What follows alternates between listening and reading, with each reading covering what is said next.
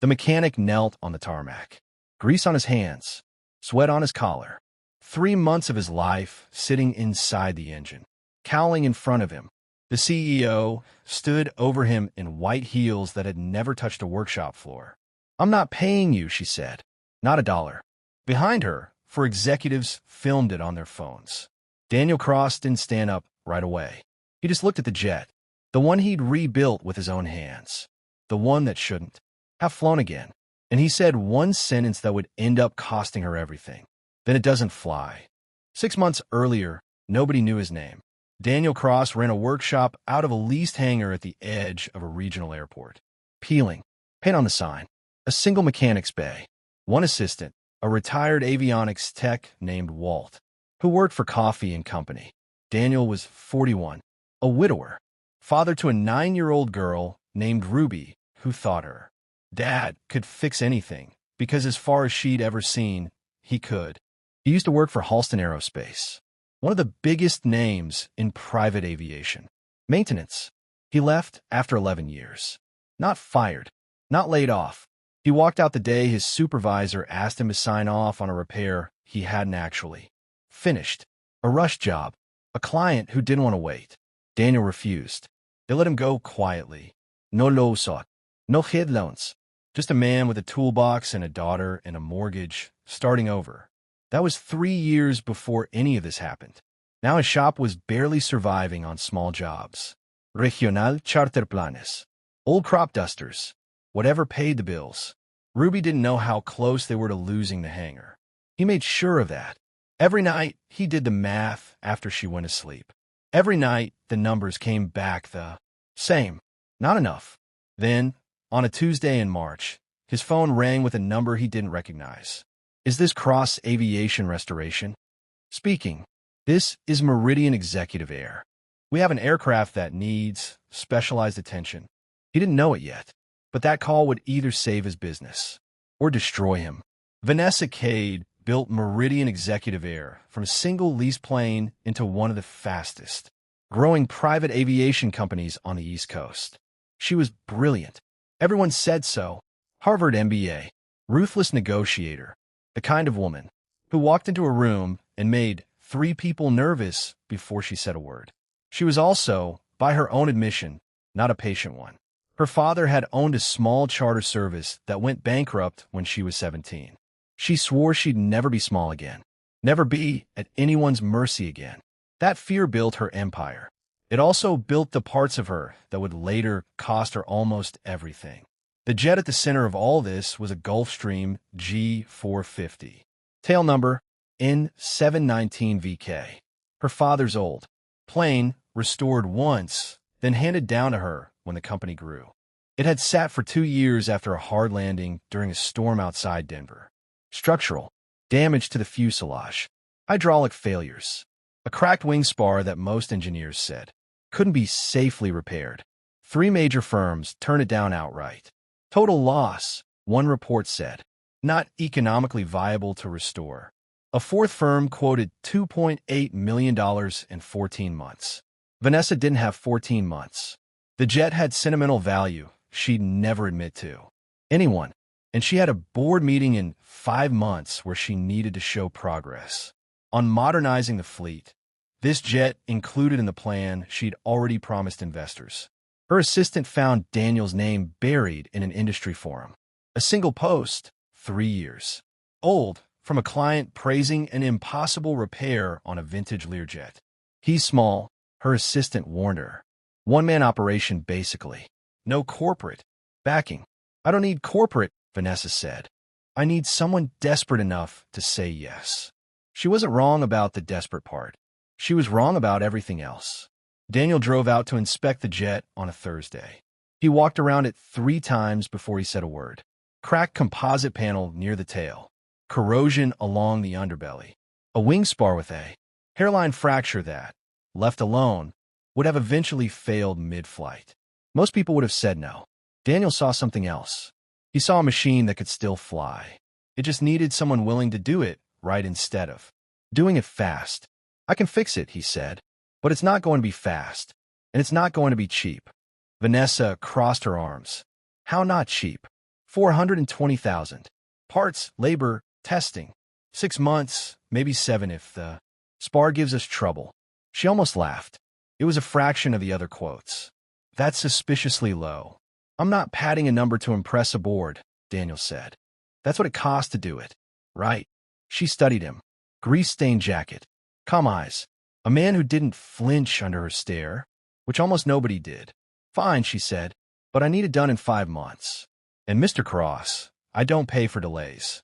You won't need to, Daniel said. He shook her hand. Neither of them knew it was the last time that handshake would mean anything. The contract was signed on a Friday. By Monday, Daniel had spent nearly every dollar in his business account on parts deposits. He didn't tell Ruby that. What he told her was simpler. Daddy's got a big job. A really big one. Is it scary? A little. Are you going to be okay? He smiled at her over cereal boxes and unpaid bills. I'm always okay, Ruby Bug. She believed him, because she always had. The first month was diagnostics. Full teardown of the damaged sections. Daniel and Walt. Working 12, sometimes 14-hour days. The wing spar was worse than expected. A fracture pattern that meant a simple patch wouldn't hold under flight stress. It needed a custom fabricated splice, something no supplier carried off the shelf. Daniel designed it himself. Nights at the kitchen table after Ruby went to bed, sketching, load calculations on graph paper because his laptop had died and he couldn't afford new. One yet. Walt found him asleep at that table more than once, pencil still in his hand. You gotta sleep, Danny. I'll sleep when the spar's done. You said that about the fuselage panel. I meant at that time, too. There were nights Daniel missed Ruby's school assembly. Nights he missed dinner because a supplier called about a part 3 states away. He never missed a bedtime story. Not once. Even if it meant driving back to the hangar. Afterward and working until 2 a.m. Ruby didn't know about the second mortgage he took out to cover a supplier's rush fee. She didn't know her dad seemed tired more often, and she started leaving notes in his lunch. Bake. You're the best fixer in the world. Ruby.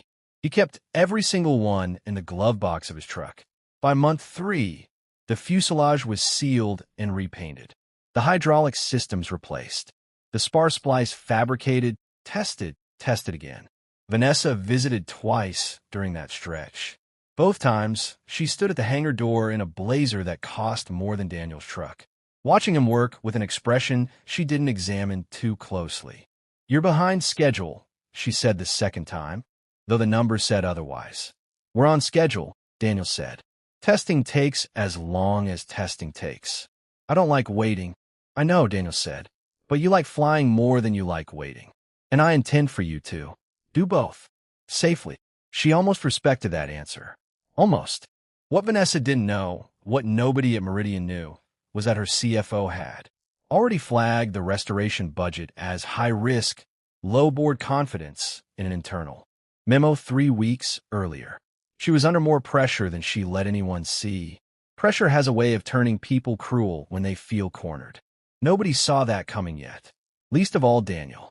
Month 5. The jet sat gleaming on the tarmac, engines running for the first full ground test. Ruby came with him that day. School was out for teacher conference day, and Daniel didn't have anyone to watch her. She stood at the hangar door in her pink jacket, watching her father's hands move across. Instruments she couldn't name. Is that the plane you fixed? That's the plane, Bug. It's huge. It was in a lot of pieces when I started. You put it back together? All of it. All of it. She looked up at him like he'd built the moon. You're going to be so rich, she said, and he laughed for the first time in weeks. We'll see, he said. He didn't tell her he was $70,000 past his own budget, covering the overage out of his savings because he refused to cut a single corner on a jet that would carry human beings through the sky. He didn't tell her that if this payment didn't come through in full, they'd lose the hangar. Within 60 days, she just saw her father, standing tall next to something enormous he'd made whole again. That was enough for her.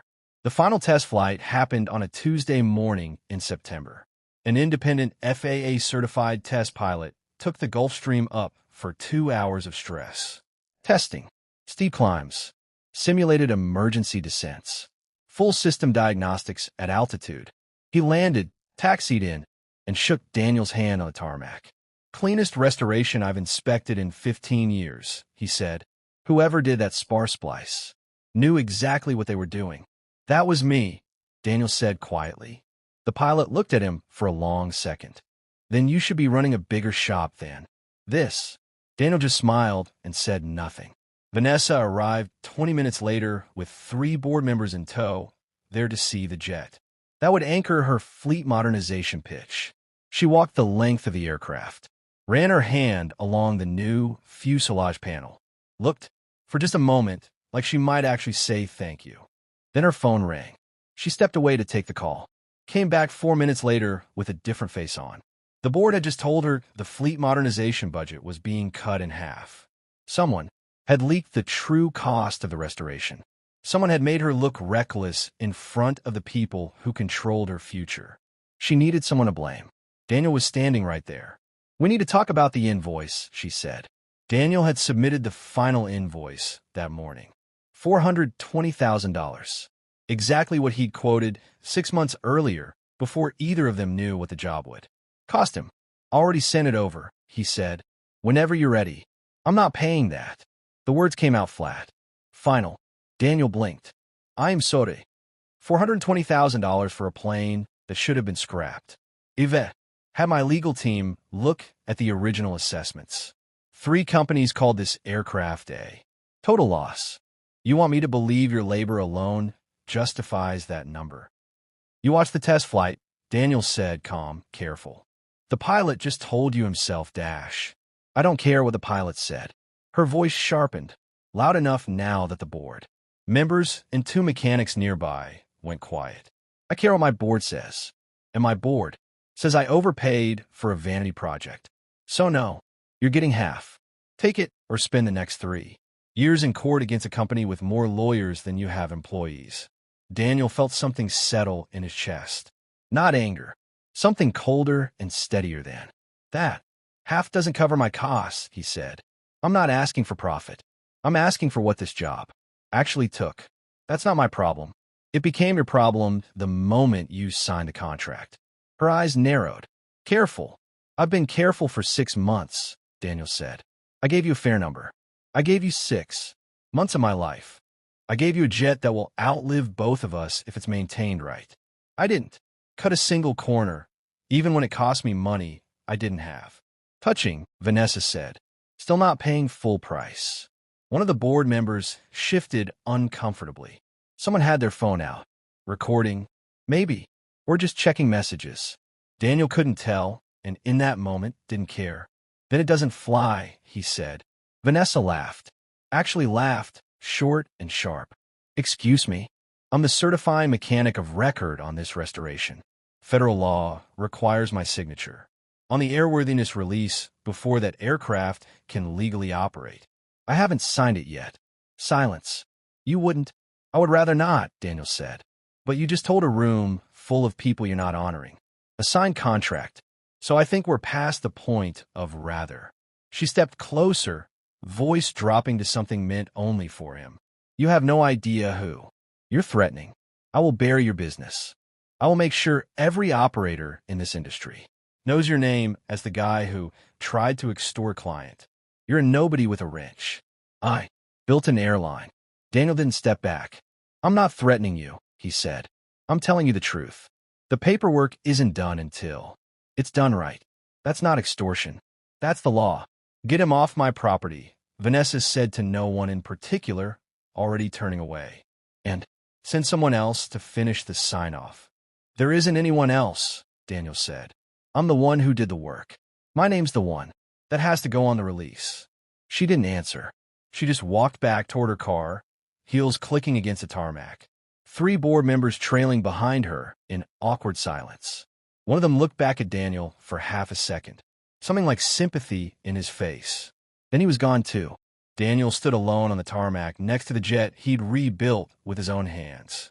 He didn't slam anything, didn't shout, didn't call after her. He just pulled out his phone and called Ruby's school to say he'd be a little late for pickup. Then he drove home and made her mac and cheese like it was any other Tuesday. She never knew, that night, that they were about to lose everything he'd built. Word travels fast in small industries. especially when a woman like Vanessa Cade tells the story first. Within a week, a version of events was circulating through private aviation circles. A version where a small-time mechanic had tried to shake down Meridian executive heir for an inflated invoice, where he'd threatened to hold a multi-million-dollar aircraft hostage out of greed. Daniel heard about it from Walt, who heard about it from a supplier who'd heard about it, from someone at a regional trade dinner. "She's telling people you tried to extort her," Walt said, disgusted. "People are believing it." "Let them," Daniel said.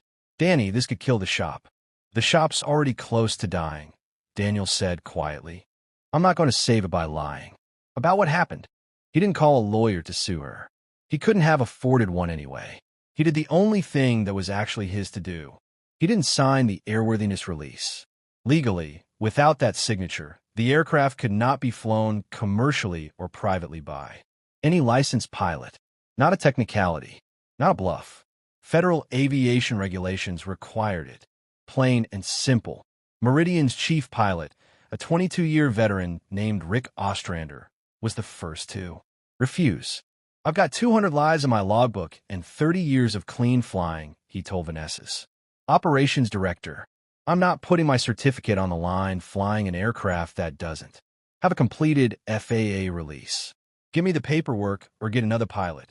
She got another pilot. He said the same thing. So did the next one. Word moved through the small, tight community of corporate pilots the way it always does. Quietly and completely. Nobody wanted to be the name attached to an unauthorized flight if anything went wrong. Not for a CEO who was already, by rumor, cutting corners with her own maintenance vendor. 2 weeks after the confrontation on the tarmac, Meridian's newest aircraft, the Crown, jewel of Vanessa's fleet modernization pitch, sat grounded in a hangar, unable to fly. She called Daniel directly this time. "You need to sign the release," she said, no pretense left in her voice. "I need to be paid the full invoice first," Daniel said. "That was always the agreement. You're holding my aircraft hostage." "I'm following federal regulation," Daniel said. "I'm not required to certify work I haven't been compensated for. That's not hostage-taking. That's how this industry has worked for 80 years. I will ruin you." "You're welcome to try," Daniel said, and for the first time in this entire ordeal, his voice shook, not with fear, but with something that had been building for 6 months. "I gave you everything I had for that jet, Miss Cade. My time, my savings, nights I should have spent with my daughter. You call me a nobody with a wrench on your own tarmac in front of your board. So no, I'm not signing anything until this is made right." She hung up on him. That should have been the end of it. It wasn't. Meridian's insurance underwriter caught wind of the dispute within days.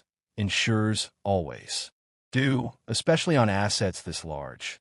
They issued a formal notice, coverage on tail number. N719VK would not be extended without a completed and signed FAA Form 8130-3, the very airworthiness release Daniel hadn't signed. No insurance meant no operation. Not for charter clients. Not for Vanessa herself.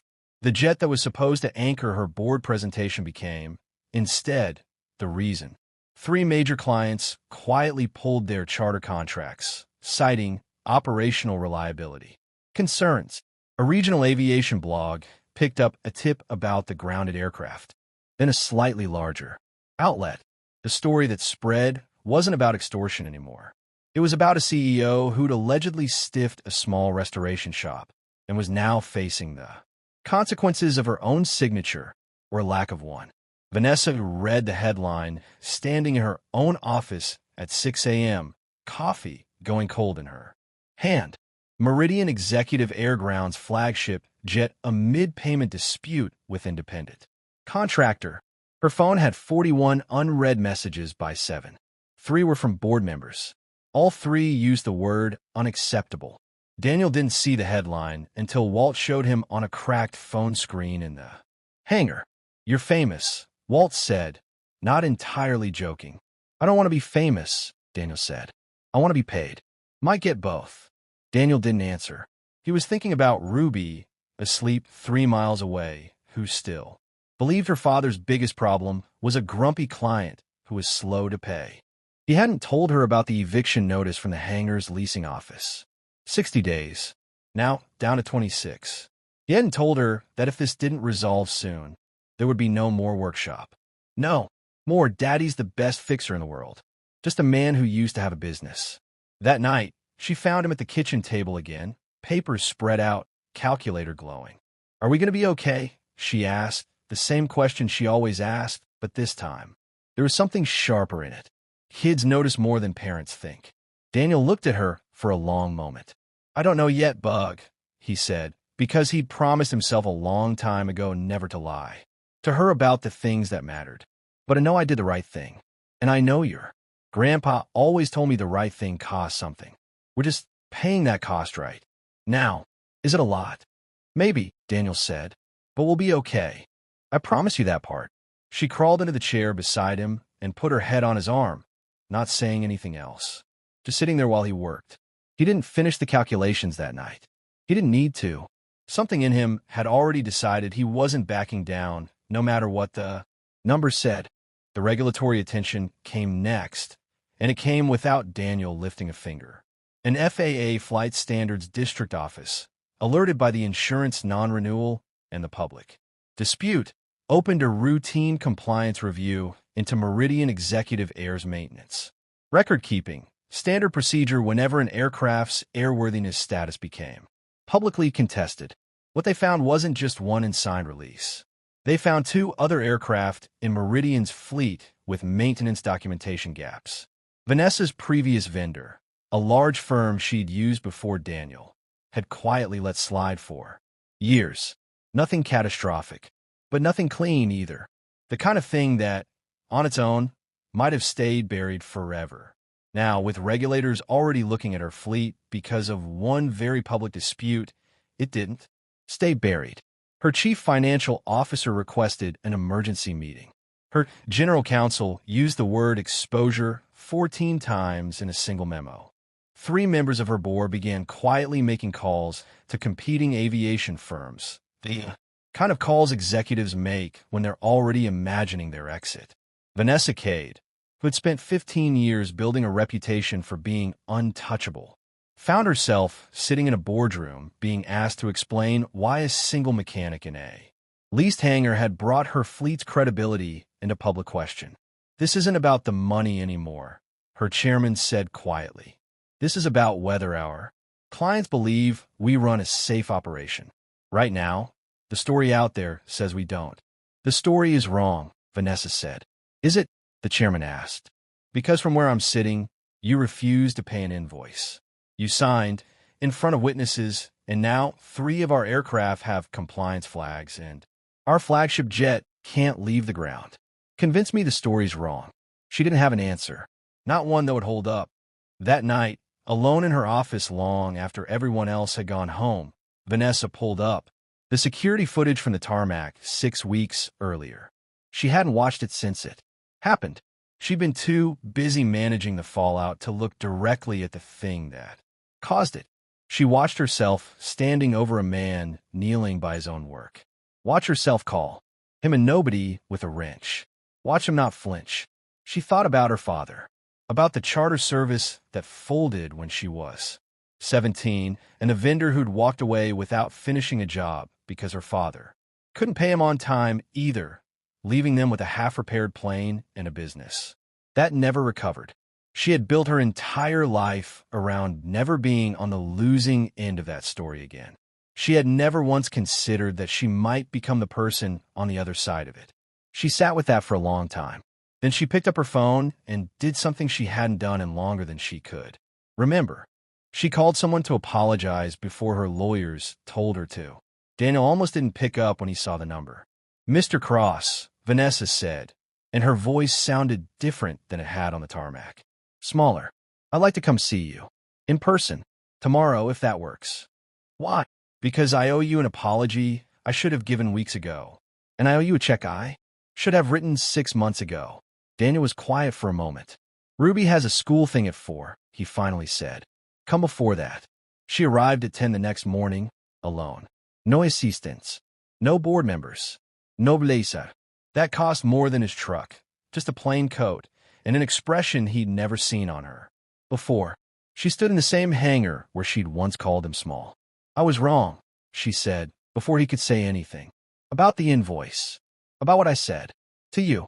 About assuming that because you didn't have a big name, you didn't deserve to be treated like you had one." Daniel didn't say anything right away. He'd imagined this moment, some version of it more times than he wanted to admit. He'd imagined being angrier. Instead, he just felt tired, and a little bit like something heavy had finally been set down. "I never wanted a war with you," he said. "I just wanted to be paid for honest work." "You'll get every dollar," she said. "Full invoice, plus a penalty clause for the delay, whether your contract required it or not. My legal team is drawing it up today." She paused. "And I'd like to talk to you about something else, if you're willing to hear it." "What's that?" "I want to hire your shop. Not for one aircraft. For all of them. A standing maintenance contract. You need to grow, hire more people, maybe a bigger hangar. I'll help fund that. Transition, fairly, on terms you set. Because the truth is, Mr. Cross, in 6 months you did work 3 major firms wouldn't even attempt, and you did it without cutting a single corner, even when I gave you every reason to." Daniel looked at her for a long moment. "I'll think about it," he said, "but the apology needed to come first. Before any of that." "It has," Vanessa said. "I already gave it. This is separate." He signed the airworthiness release that afternoon, the moment the wire transfer confirmation came through. The jet flew 2 days later, Rick Ostrander at the controls. Smooth and certain, exactly the way Daniel had built it to fly. Vanessa issued a public statement that didn't hide behind a publicist's careful language. She named what she'd done. She named the man she'd done it to. She didn't ask anyone to feel sorry for her. The industry noticed, not because a CEO apologized. That happened sometimes, carefully, for optics, but because she named herself as the one at fault, in plain words, without a single qualifier softening it. Daniel's phone started ringing with a different kind of call after that. Regional operators. A restoration project for a vintage Learjet a collector had been trying to place for a year. A call from the very test pilot who'd once told him he should be running a bigger shop. Within a year, Cross Aviation Restoration had moved into a hangar 4 times the size of the old one, with 6 employees on payroll and a waiting list longer than Daniel had ever imagined possible. He never gave an interview about Vanessa Cade beyond the facts. He never postured. He never gloated. When people asked him about it, he gave them the same answer every time. "I just did the job right." Everything else worked itself out. On a Saturday that spring, Ruby stood in the doorway of the new hangar, watching her father walk the floor of a business that finally, truly belonged to him. "Is this all yours now, Daddy?" "Ours," he said. "It's always been ours." She looked up at the sign above the door, his name, freshly painted, no longer peeling. "Told you," she said. "Best fixer in the world." He picked her up, even though she was getting too big for it, and held on a little longer than he needed to. "Come on, Bug," he said. "Let's go home." Behind them, on the tarmac, a jet he'd rebuilt with his own 2 hands lifted into a clear evening sky, exactly the way it was always supposed to.